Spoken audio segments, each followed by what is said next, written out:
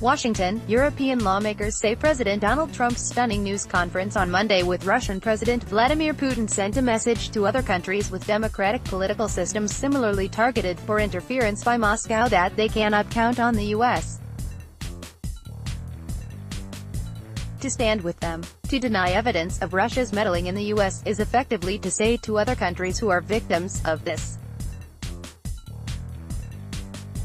"You're on your own." Damian Collins, a Conservative Party MP in the United Kingdom, said at an election security event hosted by the Atlantic Council in Washington, during Trump's news conference with Putin in Helsinki, Trump refused to confront Putin over Russia's meddling in the 2016 U.S. presidential election or to even directly acknowledge it occurred, despite the repeated findings of his own administration's intelligence officials.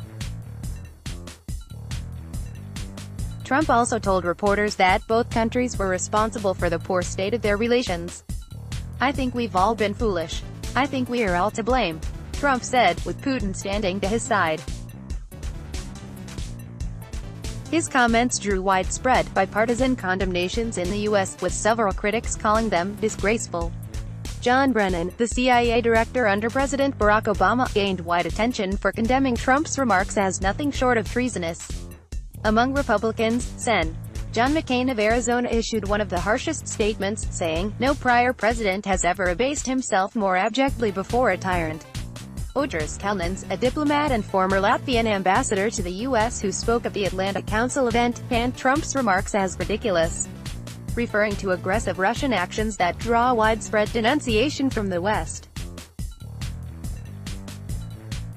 Kalnins told HuffPost, "If you're talking about the annexation of Crimea and the invasion of eastern Ukraine, the US and Europe are not to blame for that at all.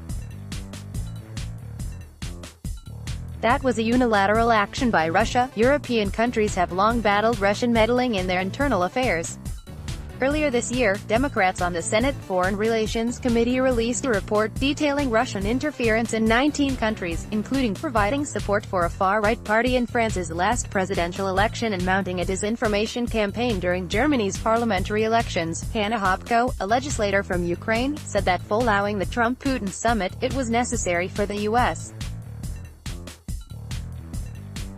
to establish a firm position that recognizing Russia's annexation of Crimea is not on the table. "No compromises," Hopko said at the Atlantic Council event. Trump's meeting with Putin followed combative comments he made at a tumultuous NATO summit last week in Brussels, and massive protests against the president in the UK. Over the weekend, he has been intensifying his criticism of long-standing U.S. allies, going so far in a CBS News interview to categorize the European Union as a foe. "It's a very difficult time for Europe right now," Kalnin said. "All of this is playing into the hands of Mr. Putin, who wants to weaken Europe because the way he can make Russia great is by making everyone else weaker." Download. Do you have information you want to share with HuffPost? Here's how.